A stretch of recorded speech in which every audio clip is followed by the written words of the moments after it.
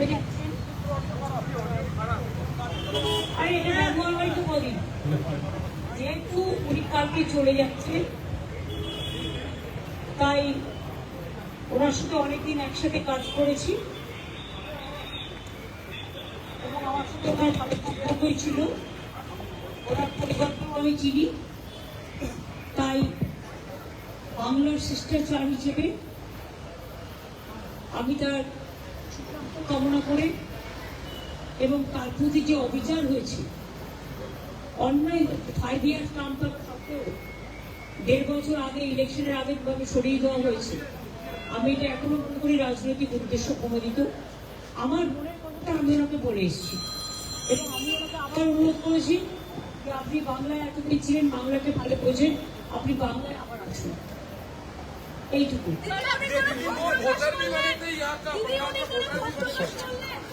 नहीं आगे और कुछ नहीं, जो ठीक है बोल दिया। मैडम একটাই খালি প্রশ্ন ছিল, ওনাকে যেদিন ওনার রেজিগনেশন হলো তারপরে তিনি রাষ্ট্রপতির আসার কথা ছিল, উনি বাগডোগরায় সেই কারণেই বাগডোগরা যাবে জন্য উনি তো আমি ট্রাই তো দিয়েছিলাম তো গভর্নমেন্টকে, যে ট্রাই টু বাগডোগরা যাবেন বলে আমার প্রোগ্রাম শিডিউল ছিল।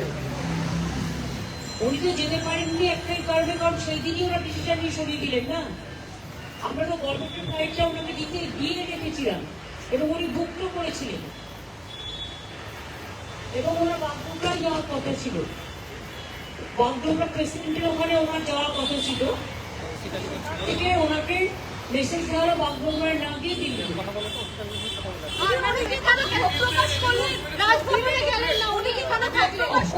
টোটালি দিদি রাজভবনে থাকলেন না, কারণ এখন পর্যন্ত তিনি শপথ দেওয়া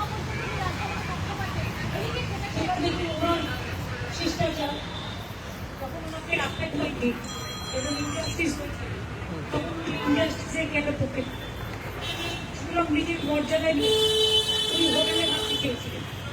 তখন আমি বললাম যে আপনি হোটেলে কেন থাকবেন, আমাদের সৌজন্য আছে এবং এটা হচ্ছে বিশেষ বিশেষ ব্যক্তি, সবাই থাকে না, এটা ডিপ্লোম্যাটদের জন্য এবং এখনো তো নতুন রাজ্যপাল শপথ নেননি, উনি এখনো রাষ্ট্রপতি আছেন, সুতরাং আমাদের অতিথি হিসেবে আপনি প্লিজ থাকুন এখানে। তারপরে আমি এসছি ভোটে। वोट देने आएंगे यहाँ पर बंगाल पे, देखिए सब क्वेश्चन का रिप्लाई हम कैसे देंगे, वोट अगर आए तो जरूर आएंगे।